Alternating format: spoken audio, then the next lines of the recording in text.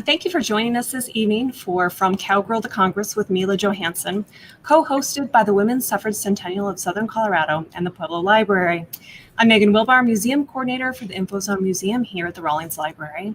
I'd like to thank our co-host, the WSCSC, for their efforts to celebrate Colorado and U.S. women gaining the right to vote through entertaining and educational events and programming such as tonight's author talk. WSCSC is a central source of information about events connected with women's suffrage and the ongoing struggle for equality, with special attention given to Southern Colorado. You are invited to learn more by visiting their Facebook page and website, which includes research links and their events calendar, and you'll see all of this in the chat box. Mila will also be answering questions at the end, so please write your questions into the chat box as you think of them. And if you're watching live and would like to let us know where you're watching from, please type that into the chat box as well. We're very fortunate tonight to have Jean Wilcoxon here to introduce Mila Johansson. So I'm going to turn it over to you now, Jean. Thank you, Megan. It is my distinct pleasure to be with you this evening to introduce our guest speaker, Mila Johansson, who will share memories of her grandmother and a pioneer in the suffrage movement, Jessie Haver Butler. Although Mila and I have never met until tonight, we've had brief conversations in the last couple of years and shared several emails. We have a common bond, our great-grandparents, Edwin and Clara Haver. Edwin and Clara arrived in southern Colorado in the early 1880s and were married in Pueblo on September the 9th of 1885. 4 children were born of this marriage, including Mila's grandmother and my great-aunt, Jessie, and my grandfather, Fred. Now, while I only heard stories from Aunt Jessie during Pueblo's ghost walks in years gone by, Mila had the wonderful experience of sharing countless hours in conversation with Jessie over many years. Mila is here tonight to share with us many of those memories of the life experienced by Jessie as she led the nation toward voting rights for women. Please welcome Mila into your homes. Thank you. Well, thank you, Jean. And it's nice to meet someone I'm related to, even though I haven't met you in person. That's wonderful. And thank you to the library and everyone for having me, because I've heard so much about Pueblo from my grandmother, all her stories of when she was a child. And my favorite stories were when she got in trouble. Like one time she was on her way to church and she had a huge package of licorice, and she ate the whole thing on the way, and not paying attention to the horse, the pony named Robin, bumped over a rock and turned over and destroyed the wagon, her brand new wagon from her father. So those are the stories I really loved to hear when I was a child. I would climb into her bed after spending the night, and she would tell me story after story after story. And then for some reason, when I was 18, I was very naive. It was a long time ago, before we had the internet and a lot of TV and everything. And I had the presence of mind to go and record my grandmother telling the story she had told me forever and ever. I went in for 2 weeks and we recorded for 2 hours a day for 2 straight weeks.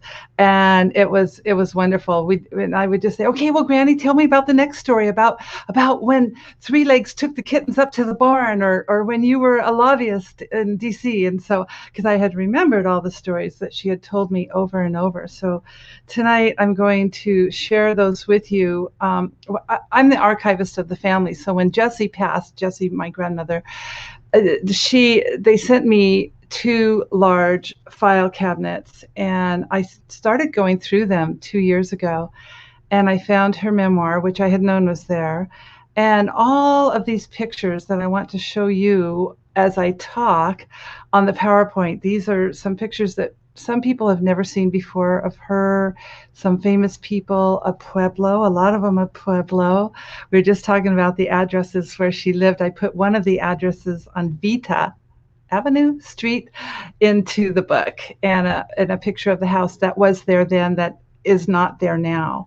So anyway, I think I'm going to figure out this share the screen thing and show you these pictures. So here's just a little collage I made of Jessie, and this is her in her fashionable bathing suit of the time. It's I love that picture. And so I got into the file cabinets and I started writing the book about 2.5 years ago. And 6 months into it, I realized the 100th anniversary of women winning the right to vote was coming up on August 18th the next year. So I put it into gear. I hired a secretary to help me go through all the files with all the pictures, and she put them all onto the internet so we could use them and make meta files. And so I thought, my gosh, this is meant to be. I didn't even realize when I started the book that the 100th anniversary was coming up, which I should have, being raised by a suffragette. And so we created this. I hired a wonderful person to create the cover, and we kind of brought her into the modern age with the Andy Warhol look, because as I wrote the book, I realized my grandmother was so hip and modern for her time. She was way ahead of her time. And so we decided to bring her into the modern age. When I knew her, she was a woman, older woman in her 80s and 90s, and she wore big hats and lots of jewelry, and she smelled a little funny from all the perfume. But she was one of the most modern, hip women of her time. This is the home in Pueblo that Gene said he visited. It's on the cattle ranch, and I guess he said it was still there, so you might be able to go look. And Jessie is the little girl on the left here. I think this would have to be her brother, because they dress them like that sometimes for christenings and things. Because I don't think that would be Emily. Well, it might be Emily, but anyway. So here's Jessie as a baby, and she was a formidable figure then. She was wonderful. This is Jessie, so pretty, and her sister Emily, and her brother Fred, who is related to Jean. And this is her mother. Her mother had to work so hard. Her mother and her father, Edwin, were ahead of their time. They read all of these books that were amazing, ahead of their time. And she was a very educated woman who had taught school and been raised by a German preacher. And so, but when she got married, the demands on the ranch were so big that she cut her hair short so she could do the work. And at one point, she put Jessie in a chair, and while she cried, cut her hair off too. And Jessie and Emily had to do a lot of the work. But, Jessie was progressive back then, Jessie's mother, and she got into the back of a wagon and went all over Colorado speaking out for women's rights, when Colorado was the second state to give women the right to vote, right after Wyoming. And I think it was 1890. It was almost like right before she died. And right before she died, she took Jessie to Pueblo to hear Susan B. Anthony speak from the back of a wagon. And Jessie remembered looking up into Susan B. Anthony's face and saying, I want to be just like her and help women. And that is exactly what she did. She was 10 years old. That week or the next week, her mother, this is Edwin, her father, right there.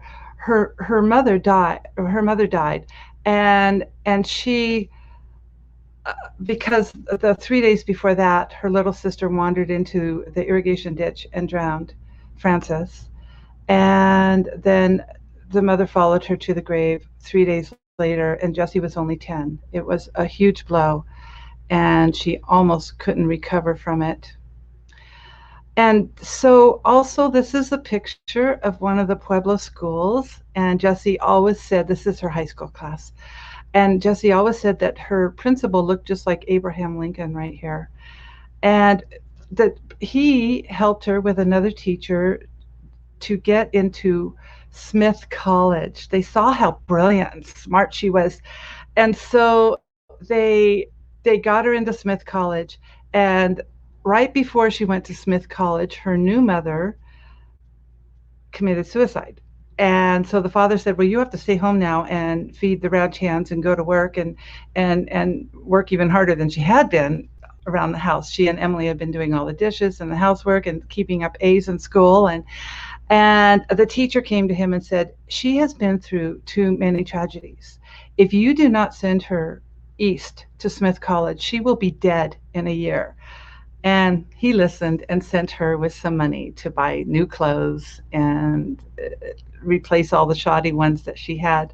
So she rode a train and she couldn't believe her luck to get away. It was the first time she had been able to sleep for 3 nights in a row. And she loved the food because she always had to cook the food before. So she loved having cooked food on the train and in college. And the great thing is, this is so surprising to me, is when she got to Chicago, she was waiting on the landing and watching all the beautiful girls and all the beautiful dresses get off with their beautiful mothers, sending them off to college. And they had a train car waiting for just the Smith girls that they got to ride to New England and arrive at the school in style. And so she got to the school. She wasn't very well dressed. A lot of the girls took her under their wing and took her shopping and helped her find dresses. And one girl would take her home to her fancy mansion in the Hamptons and for holidays, and take her to theater and things she had never done before. And so she did 4 years at Smith College, and she loved it. And she was in one play. I don't think acting was her forte. She wanted to be a speaker later and things. So here's Jessie in She Stoops to Conquer. And she remembered going to the horseback riding ring right near the college, and because she was a cowgirl and she wanted to keep riding horses, and she would go past a certain factory, and the women and children were entering it around 7 a.m. in the morning with all shoddy clothes, and they wouldn't come out till 7 or 8 at night. And it bothered her that here she was going to college wearing fancy clothes and eating good meals, and these children and women were working so hard. So she thought about it then. One of her first jobs was to help professor right after college. She started getting jobs because she took secretarial school in the summers, which none of the other girls did. They all wanted to get married and they weren't going to work, and she was the only one who did. So there were 100 jobs waiting for her after she got out of Smith College. And she helped Professor Cunliffe put together the Pulitzer School of Journalism at Columbia University in 1911. She was his secretary, and it was he and she in the room. And I just thought that was so exciting that she was right on the front line in her first job right after college. Her next job was to help set the first minimum wage for women in Boston. Everything usually happened in Boston and then it would trickle to the rest of the country. If you can imagine, the minimum wage went from $4 a week to $8 a week. It doubled, which was big for them. And they were trying to get the children out of the factories as well. And it was really amazing because they sent her to the same factory, the nylon factory right next to Smith College, where she had noticed the women and children going to work. And she had to take down the statistics and report back so they could change the law. And they did right then when she was working with them. And right after that, they sent her to Washington, D.C. to help set the minimum wage for the entire country. She became the first woman lobbyist, the first official woman lobbyist, because she was paid. And so she started working right away for the Minimum Wage Commission. And she started canoeing she met a whole lot of friends, and they started having their own little lodge up the river, the Potomac. And this is her in her stylish bathing suit with her canoe. And that's what they would do every weekend. They had a great time. Well, you'll love this story about the meat packers. It's one of my favorite stories. She took down the crooked Chicago meat packers single-handedly. She was clicking her heels down the halls of Congress, and there was a meeting going on in one of the rooms. And she went in and she was listening, and she heard them talk about how they were trying to monitor the meat packers because they would send their cattle to the killing yards in Kansas or Oklahoma and then raise the price. And she remembered that happened to her father, Edwin. He had put all his cattle on a train, sent them to Kansas. They got there, they lowered the price, and he lost his shirt. The next year, all the cattle wandered into quicksand in that river right there near their ranch and sank. So he went into real estate in Pueblo, in the city. And so she remembered that had happened. So she started writing articles about the meat packers and what was going on in the meetings in her perfect Pulitzer School of Journalism style that she had learned there. And no one would print them because all the big papers had huge ads going that the meat packers had paid for. They had been bought from them. So she went to her friend who was a Christian Scientist, and they didn't have the ads from the meat packers. And she started printing her articles. No one knew who wrote the articles, or I think her life would have been in danger. And President Wilson finally had to take notice, and he changed the law. And of course, it didn't stay for long because you keep hearing of the struggle. But he changed the law so they could no longer do that to the cattlemen who were sending their cattle. And this is one of the many articles I have in the book that the woman working for me found. She went on the internet and just searched and searched, and we found all these articles about Jessie speaking, about her lobbyist career. And I really love this article about the meat packers. And then soon as she got to Washington, D.C., she met Alice Paul. And, I would have thought that Alice Paul was the hippie of the era, but she wasn't. She came from a very wealthy Quaker family, and she had just returned from London and with her PhD from the London School of Economics, where she had learned the militant form of suffrage from Emmeline Pankhurst. So she brought it back, and she decided to gather women and do it. And she invited Jessie to her house. She had a house right across the street from the White House, and she would serve breakfast, lunch, and dinner cafeteria style, so all the women could keep working. And Jessie was invited and ate there all the time. And so she got to know Alice very well, and Alice tried to get her to join her, but Jessie was already a parliamentarian and didn't go in for all the militant viewpoint. And so she met Carrie Chapman Catt, who's on the left. And Carrie Chapman Catt was a parliamentarian and had been working on it way longer. Alice and Jessie were the same age. Carrie Chapman Catt had been the young girl with Susan B. Anthony. And when Susan B. Anthony retired, she handed the baton to Carrie Chapman Catt. And so but Carrie and Alice worked together for a while in the beginning, but they had a falling out because Carrie did not care for the militant point of view and way of doing things, and Alice only wanted to do militant. But Jessie always said, without both of them, it wouldn't have happened as soon as 1920. Because we have to remember that England, the women didn't get the vote until 1928. And I hope you're sitting down. In Switzerland, they didn't get the vote until 1972. So 1920 was a pretty good time to get the vote. And so she worked with Alice Paul and her women on the side. She was their lobbyist also. She was a lobbyist for the entire movement, and actually Carrie Chapman Catt hired her to be the lobbyist. And I have several letters from Carrie Chapman Catt in the book From Cowgirl to Congress, which I really loved finding. I have one from George Bernard Shaw in there too. And so anyway, she got very close to them. This is Alice sewing on the stars of the flag that she will put over the balcony on the day they win the vote. So Carrie Chapman Catt was the young woman with Susan B. Anthony, like I said, and so it was wonderful for Jessie to work with her because she also, here's a letter from Carrie to Jessie, and Carrie took Jessie along on her tour of the West when they were trying to get all the states ratified. And that was fantastic. She got to be the second speaker on the podium, and she wasn't even a real speaker by then, but that's what honed her. And Carrie Chapman Catt was a very great speaker. So anyway, everybody knows the great story, right, of Harry Byrne and his mother and how women won the right to vote on August 18th, 1920, down in not New Orleans, the other one. Anyway, they went down there, all the women, all the meat packers, all the people went down, and it was coming down to one vote, and they really thought it wouldn't happen there because most of them were against suffrage.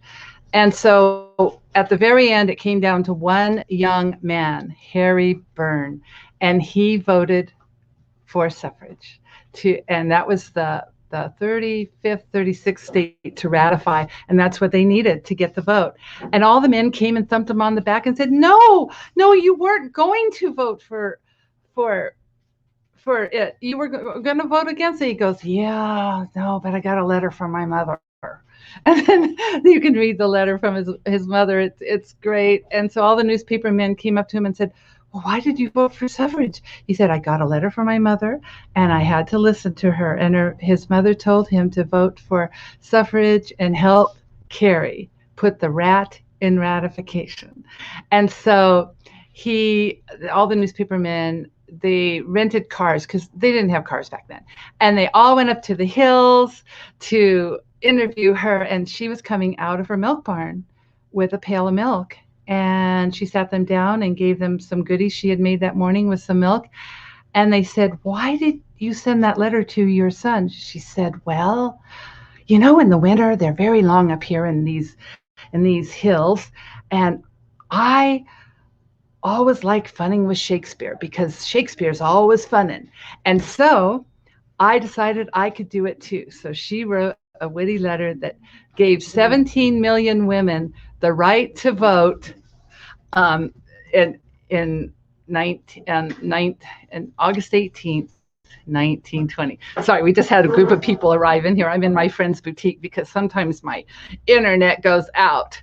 Anyway, so here's the article, one of the many articles of Suffrage Wins. And so even though they had worked together and they both worked to get the vote and they had made the vote happen together, even in their own ways, Jessie knew that there should be a celebration. So she telegraphed Carrie Chapman Catt right away and asked her if she could put on a celebration in the Poley Theater. And so she organized that. And Carrie came all to Washington on her way to New York, where she lived. And that day of the celebration, which was the next day, Jessie went into her office and said, "Carrie, it would be wonderful if you could ask Alice to share the podium with you." She goes, "When I'm in Congress, all the men fight all day, and then they come out and they shake hands and go to dinner." And Carrie said, "I'm sorry, Jessie." She was a very kind woman. "I just can't do it. There's too much that has happened." And so the Poley Theater celebration went ahead, and Carrie gave one of her most eloquent speeches ever. And everyone came, the senators, everybody from Congress, everybody wanted to be part of it now that it had happened. And all the florists sent flowers. Well, anyway, during all this time, Jessie had met a young man, Hugh Butler, my grandfather, and thought they were only platonic friends. And they even put together one of the first co-ed housings ever in Washington, D.C., because during the war, 1918, and the plague and everything, there just wasn't any housing. So they rented a huge home with many, many rooms, and they hired a cook and they hired a maid, and they had dinner discussions, and they all went canoeing up to Potomac on the weekends, and they rented a lodge in the summers. And anyway, they had a great time, and he was helping her with her speeches, and he named her speeches, and she thought he was only her friend. And he said, "Hey, I've got a job now. I'm going to be the trade commissioner in London, and I want you to come and marry me." And she goes, "Well, I'm not getting married. I have a career here, and I like my career." And finally she realized she couldn't live without him, and they got married. And they wrote this huge article about how they had a secret wedding, and then they took off on the Christmas ship Aquitania and went to London. And when they got to London, it was so cold, they weren't prepared. They had to go buy long underwear because it was foggy all the time. And his job started in 2 weeks, and then they started touring around. They finally decided they should quit being grumpy and like it a little more. So the first summer, they went off and they met George Bernard Shaw and at the Fabian Summer School. And they thought, we better immerse ourselves in England so we can understand these people better.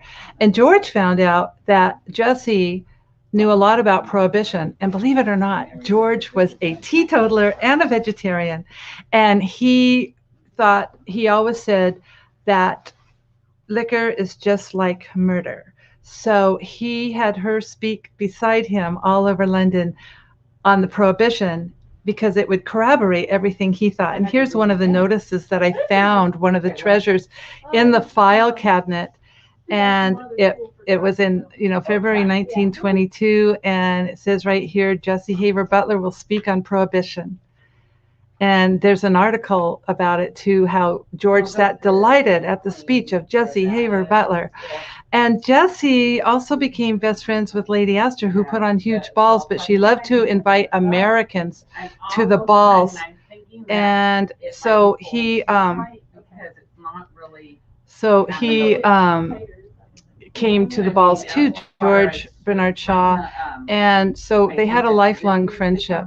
And what I found, the biggest treasure I found in the file cabinets was 19 letters from Lady Astor to Jessie over the years. And I think it's the largest collection in the world, because I looked at museums and I looked at all of them. And I think that is the biggest find I have. I'm writing another book called Dear Lady Astor, because I have all of Jessie's letters, because she typed all hers, and Lady Astor typed all hers, luckily, because you can't read once then she'd have an afterthought and scribble it. I have taken it to handwriting experts. No one can decipher her handwriting. I think everyone had terrible handwriting back then, or maybe we still do, or we don't do handwriting, right? So anyway, so then this is Lady Astor's kind of palace. And believe it or not, Lady Astor was a woman from Virginia who became the first woman to sit in Parliament for 35 years. And she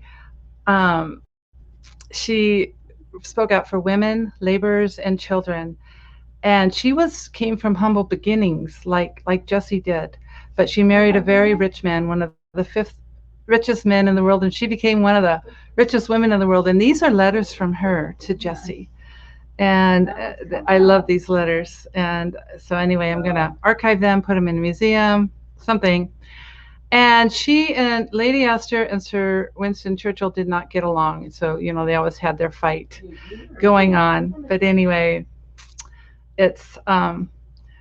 she was a wonderful woman. She was out there, though. She was like very pushy, but that's why she could be in Parliament. I think sometimes if you're a politician, you almost have to be that way. And then they were only going to stay for 2 years for the job. And then they ended up staying 8 years and having 2 children there. And she learned a lot about midwifery and nursing and things that, she wasn't sure they were doing in America as much. And so anyway, her friend came to her and said, Jessie, you need to be presented to the court of St. James. And Jessie said, oh, no, I'm not fluffy girl. I'm not going to be doing that. And she said, I'll help you. I can help you find the dress. So there's a great story. They went out, and this dress here, the women who went to court would pay $2,000 for the dresses. They found this dress for 40 pounds. And it was one of the only dresses the Queen commented on that day. And she carried calla lilies, because she heard that the Queen loved calla lilies. So she had the only bouquet like that. And it was the last time that they did the presentation at court. And at that point, as soon as you were presented, it was like 2,000 people that day, or 1,000 people. You would be invited to the garden party later in the summer. So at the garden party, there were 9,000 people, believe it or not. And they're serving Devonshire cream and strawberries and champagne. And so, and also Jessie and Hugh were the only diplomats ever to be presented to the court of St. James that in a certain category. And so they went to the garden party, and it's such a great story. I love this story. This is Queen Mary. And the great thing about her was that she went to the party. They're dressed in more summer dress now, but except for Hugh had to get a tuxedo, and it was hot that day for London. And so what she did was she said, Hugh, everybody's going up to the Queen and talking to her. I want to talk to the Queen. And Hugh said, no, Jesse, you're going to embarrass me. I'm going to lose my job. Don't do it. She goes, you just go stand way in the back. No one's going to even know that you're related to me. And she went up to the Lord Chamberlain and she said, could I speak with the Queen, please? And he said, well, I suppose you could. And let's wait till she comes by and I'll present you. So he presented her to the Queen, and the Queen said, oh, so you're from America. And she said, yes, and did you know that American women are terribly interested in you? In us? Well, why would they be interested in us? And she said, well, they want to know what kind of housekeeper you are. And the Queen threw her head back and laughed so loudly that everyone in the place turned to look. And then she moved on. It was a very short audience. And so Hugh said, what in the world did you say to her? And she said, well, I've been reading in all the newspapers that she's German and she loves to organize her own households. And she's moving to Balmoral next week. And so she's working on that. And I knew she would enjoy me talking about it. So the great thing is 2 days later, an article came out in the London Times entitled The Queen as Housekeeper. And so she influenced the Queen. They returned to Washington, D.C., Boston too, right after they were there for 8 years. And he got hired by FDR to put together the newly formed Social Security Department. And Jesse started speaking for the wives of diplomats and showing how you curtsy, and her whole story of being presented to the Queen. That's what they wanted to hear. And then she realized that those same women in all those women's clubs needed to learn to speak. And so she started speech classes. And she wrote a book called Time to Speak Up.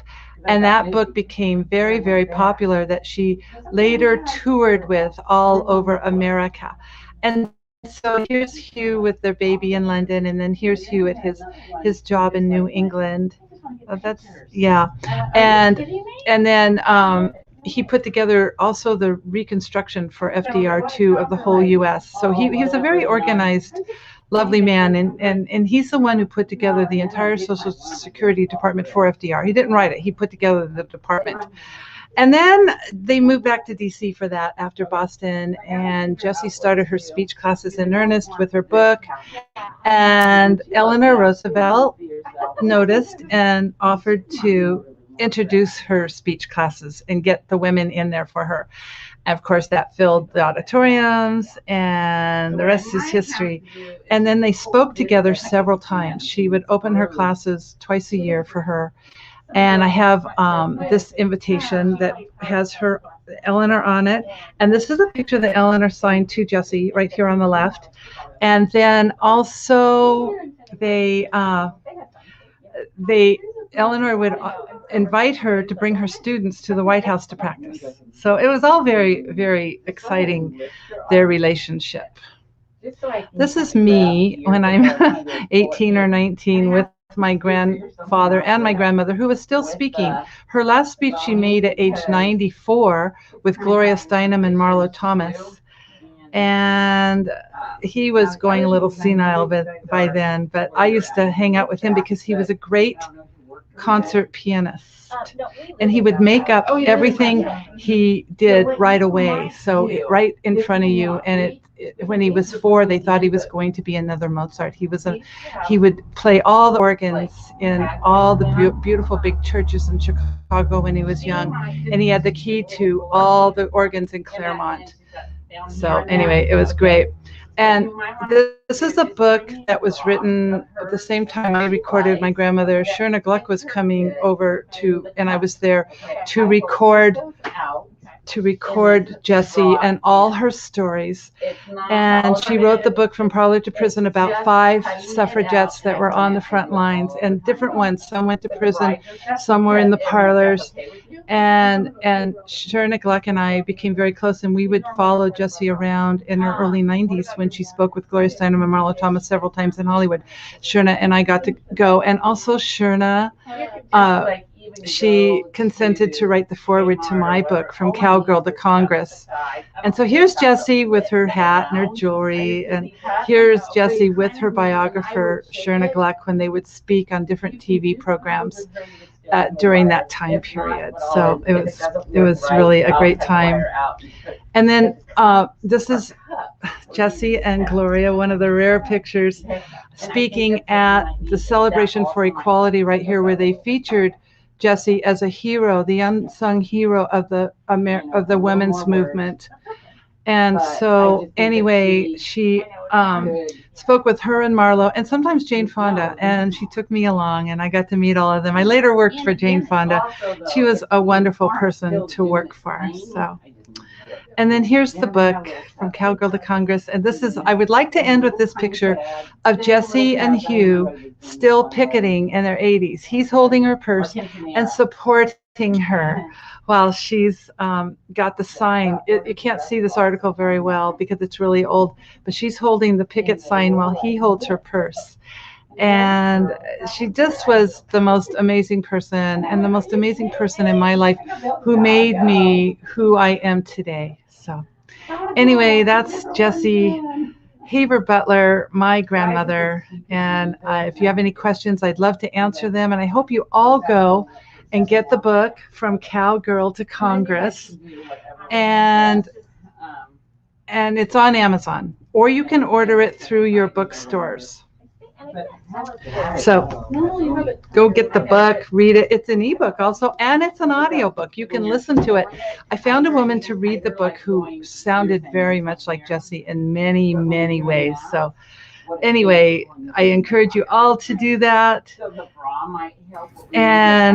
And I'm going to join you, Mila, and thank you for all of the great stories. I also wanted to remind people that we have a copy of your book here at the library, so people in Pueblo can check it out, as I have done myself. So we do have one question that's come through so far, but there's still time, so please type them while you're watching. One of the questions was about Jessie's mother. Was her name Clara? Yes. Clara Raywalt was her maiden name. Clara Raywalt Haver. Okay. And then we have another one. Did Jessie maintain contact with former neighbors or Central High School classmates from Pueblo? She did for quite a while. When she came back, she had one of the boyfriends in the summer. And because I have a picture on the back of the book of he and she riding. They're riding a horse together. And then she also came back, and she knew the Thorntons that had really helped her get to college too. And he was from England, and he encouraged her to take shorthand and be practical and become a secretary. So she went to secretarial school in the summers, and she maintained a relationship with her father and his third wife. After the second mother committed suicide, he remarried a distant cousin, Emily, and they really had a great relationship the rest of their lives. And so Jessie would visit them. They came to hear her speak one time when she was near Pueblo. So did the family live in Pueblo? Her dad and? Yeah, they lived on the ranch, which is, in the book she says it's 3 miles out, but Jean just said it's farther out. Okay. And then when all the cows sank, and he had the terrible luck as a cattleman, which he was very good at it for a very long time, a dairyman and then a cattleman. And so they moved into town, which was great for Jessie. She was so happy because they had running water, they had toilets, and they had all the amenities that they hadn't had out on the ranch all those years, if you can imagine. Oh, and we had one comment that there's some background noise in yours that maybe you can't control. But I'm sorry there is. I didn't expect that, and I'm very sorry. I do apologize for that. And I had distracting. Yeah. And let's see, can you or Jean tell us where the ranch was and what's there now? I think Jean said it's 3 miles out, or I was saying it's 3 miles out. I think he said it's more out, but Jean could tell you. Put Jean back on. Are you there, Jean? Let's see. I'm going to put you back on, Jean. I'm here. So The ranch that I remember, the one that I visited, I believe the family called it Happy Valley or Pleasant Valley Ranch.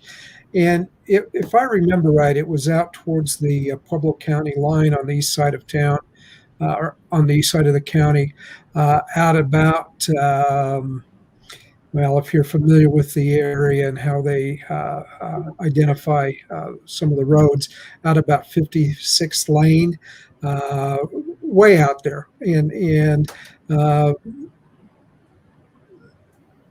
I had the opportunity to visit there a number of years ago, and just a beautiful sight down on a river, on the Arkansas River bottom. And I I don't have too many memories to share with family history being passed down, but I do remember my mom talking about how um, there would be gypsies that would camp down on the river bottom. They were in their wagons, and the relatives were always afraid that the kids were going to be kidnapped by the gypsies and taken away. But that's the best that I know. And we had another question for you, Jean, about if you could share any stories that you personally have of Jesse or other members of your family that you had while growing up. Well, I again, the only time I met Jessie was when her apparition appeared during the ghost walks that we're fortunate to have here in Pueblo during the month of October. Um, the I have vague memories of Fred, who was Jesse's brother. He passed away when I was, I believe, about 5 years old, and all I can remember is a house that we visited up on Ormond. The house is still there, and that's just about it. Unfortunately, I know that from Edwin's autobiography, he talked about he was born in about I've got to think back here, about 1860, just at the beginning of the Civil War. He says he does remember when Lincoln was assassinated.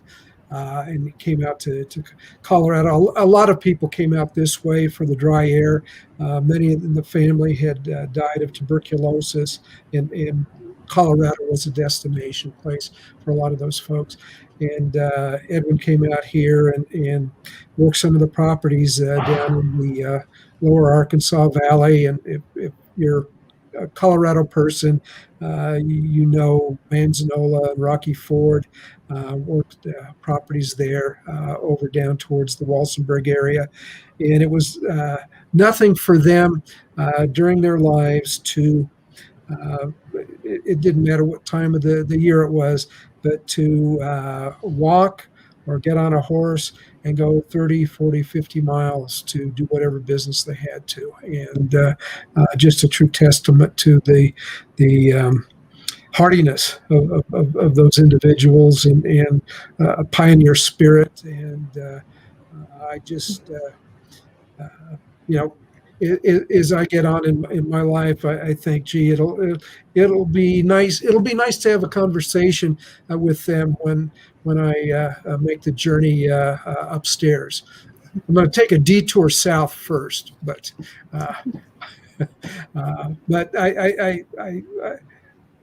I just love to go back to those days and learn from them.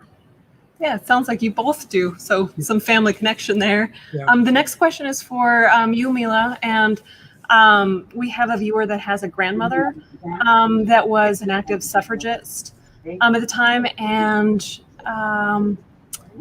she's been writing and presenting about her grandmother, Lucy Hyde Ewing from Chicago.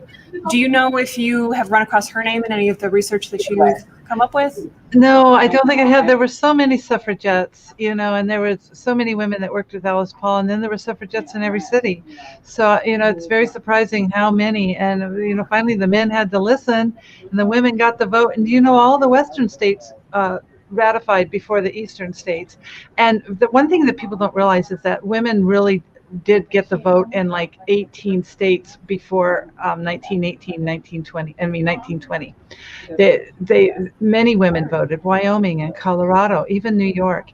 And what a lot of people don't realize too is that people of color voted because they wanted the women to vote so they could win the day, like whatever political thing they were. So they actually gave women the right to vote. It was in the South that they had so much trouble, you know. And but I couldn't believe it. That was 18 states. Women had the right to vote before 1920. I didn't know that till I did all the research for the book. Actually, in the back of the book, I have it listed which state gave it and what, you know, when. So I think it was like Wyoming, Colorado, and maybe it was California next. But the Western states were more progressive.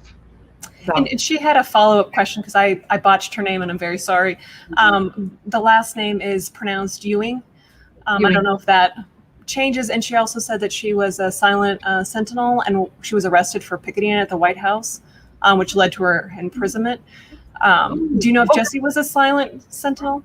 Well, no, see, Jessie wasn't. She was the politician. She was the lobbyist. And so but the thing is, I'll bet you that your grandmother was with Alice Paul because those are the ones who were arrested in Washington, D.C. And some of the women that lived in the same co-ed housing with Jessie, they were also arrested too. So I think she was probably one of the women with Alice Paul. Alice Paul didn't get arrested there. Alice Paul got arrested in London. People don't know that. But Alice Paul wasn't one of the women who got arrested. It was her women who got arrested, but it wasn't her. You know, I have one more funny story if we have time about the Arkansas River, but I don't know if you want it or not. Yeah, I have one more question and then... Yeah, please. There was a question about, did she talk about her experience as a lobbyist in Congress? And was she well received by the members of Congress? She was. You know, there's oh God, there's such a funny story. That there was the one, they were having to get the minimum wage through, and she had to go to the gruffest congressman there that would always win the day. And the story's in the book. It's one of my favorite stories.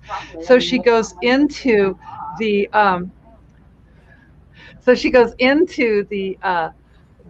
his room and he had his office, but the secretary wasn't there. So she sailed into his office. She had a pretty little dress on, and he said, "What are you doing here? How did you get in here?" She goes, "Well, Congressman, I have come. I'm the lobbyist for the Minimum Wage Commission, and I really need your help." And he said, "Why aren't you home having babies?" And she said, "Well, Congressman, it's customary to have a husband to have babies, and all the good men are married." And he said, "Oh, well, you're right." And he laughed, and he said, "I'm going to have to help you." So he said, but then he looked at her again. He said, "What do you do for recreation?" She said, "Well, me and my friends, we canoe up and down the Potomac." He got so excited. He went on for 20 minutes about his boyhood in Kentucky. And he became her friend. And he said to her, "What can I do for you?" She said, "I'd love to set a date, and we need to get this minimum wage through. And I know you can do it because you're one of the smartest men in Congress, and everyone does what you say." So she set the date. He let her set the date. He came in, he won the day, and that's how the minimum wage for women all across the country went through. And so he became her friend and said, "I'll help you with any bill you want to get through." So she had a way of making friends with them and, being very diplomatic at the same time. Well, that's great. And did you want to share one last story? I can turn it over to you. Of her when she was a little girl, it talks about the quicksand a little bit, is that she wasn't very popular in school. And so she invited all the girls over to, because she got good grades and, she wasn't very sociable. She was kind of an awkward duck. So she invited all the girls out to a picnic and a day of riding horses on the ranch. And they lived in town, so they weren't used to all of that. So they all came out, about 14 girls, and her mother made a beautiful lunch, and they all had a picnic.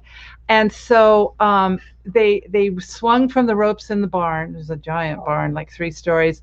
And then they all stood on the horse's back and, rode through the apple orchard. A couple of them could stand. And of course, as a mother, that doesn't sound very safe to me.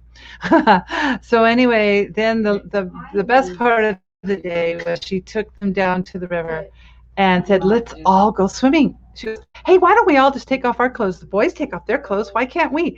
And all the girls looked at her. So she just started stripping, and she went into the water, and pretty soon All the bushes were decorated with a pastel of petticoats and dresses, all except her cousin Edna, who was more prim and proper and wouldn't participate.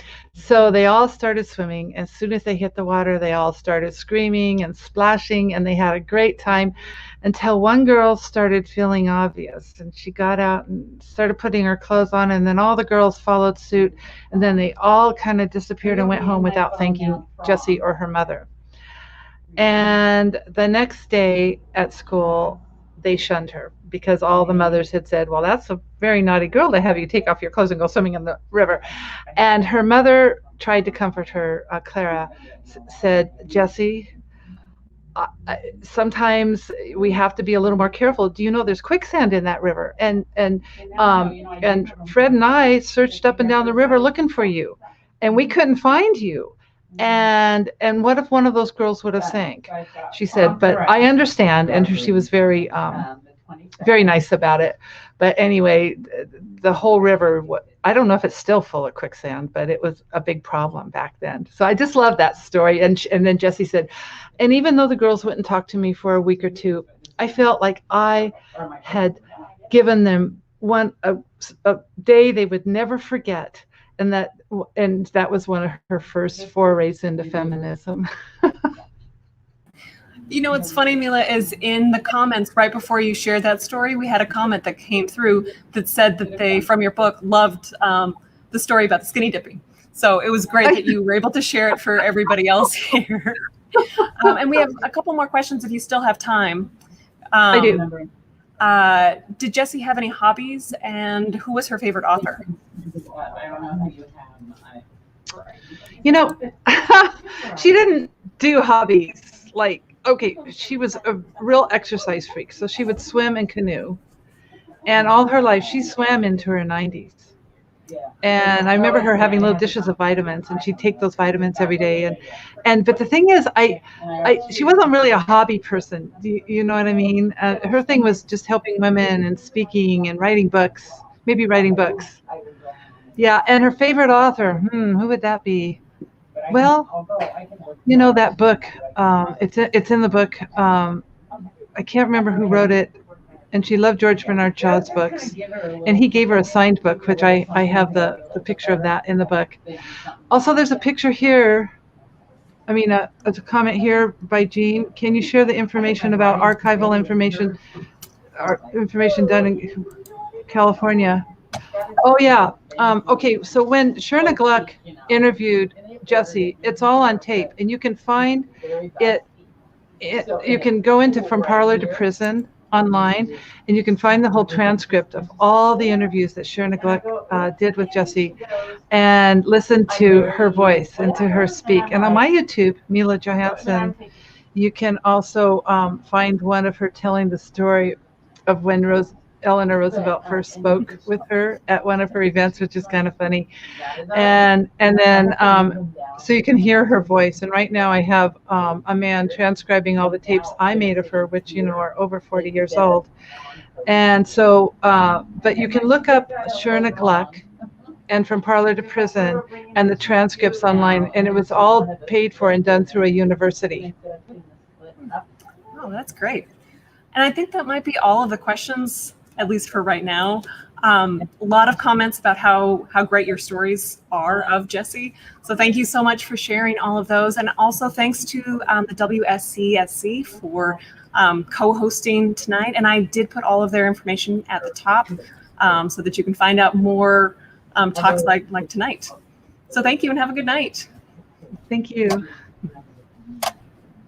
And